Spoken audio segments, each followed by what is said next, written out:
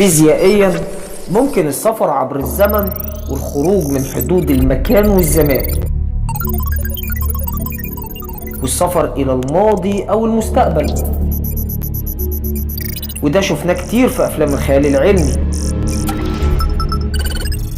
دلوقتي بعد اكتشاف الخاصية تسجيل الصوت بترددات معينة، هقدر أتحكم بالموجات الدماغية للبشر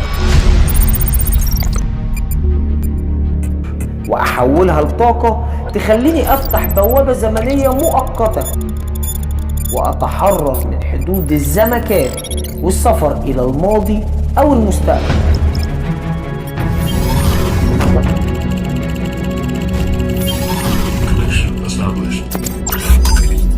النهاردة بقى ساعة الصفر اللي هعبر فيها أنا وصوفيا بوابة الزمن،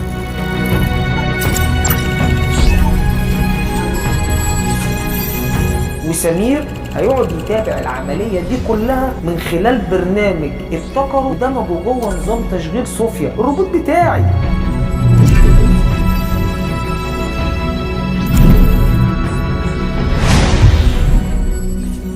البرنامج ده هيخليه يقدر يراقبنا خلال السفر عبر الزمن.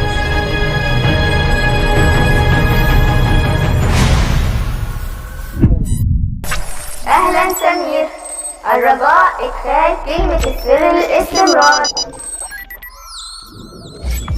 تم إدخال كلمة السر بنجاح. أهلا يا صوفيا، عاوز تأكيد قوابته مع القمر الصناعي. تم الربط مع القمر الصناعي. الرجاء الانتظار، جاري تحميل البيانات.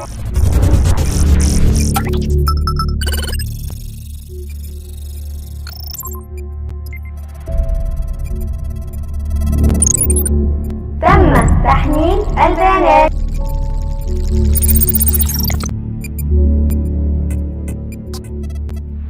أكدي لي على شحن البطارية بتاعتك. تم التأكيد.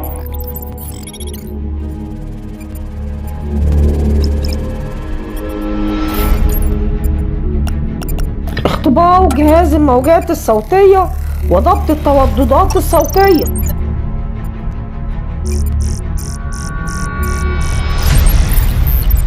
تم الضبط.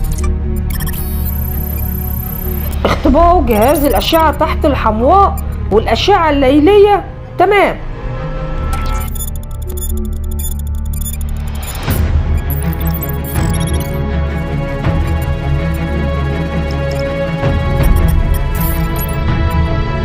تم ضبط خزانات الأكسجين.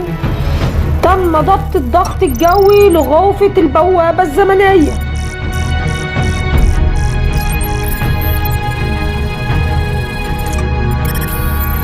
جاوي تحديد مسار الرحلة وجاوي تحديد سرعة الانطلاق. أكد. تم التأكيد.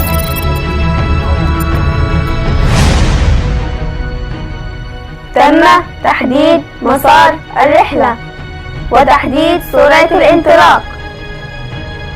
سيتم فتح البوابة الزمنية بعد 10 ثواني.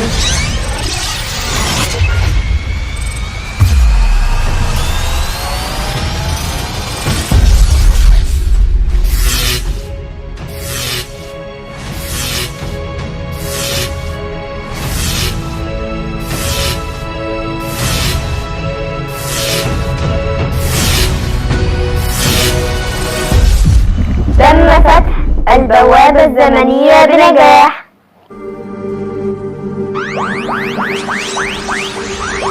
صلي على رسول الله.